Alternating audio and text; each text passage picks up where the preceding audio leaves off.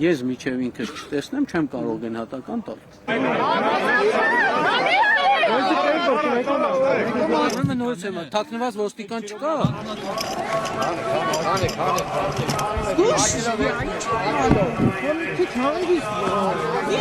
Ուղեկցում ապահովողը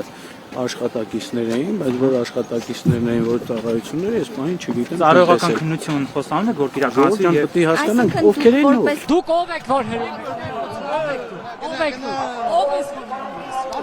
Նշանակում է իրենք համազգեստով ծառայություն իրականացնող չեն։ Հերում են բոլորին, շատ բռի են պահում իրենց։ Հնարավոր չէ այսպես համազգեստով ոստիկաններ ապահովեին այդ ամենը, ի՞նչն է։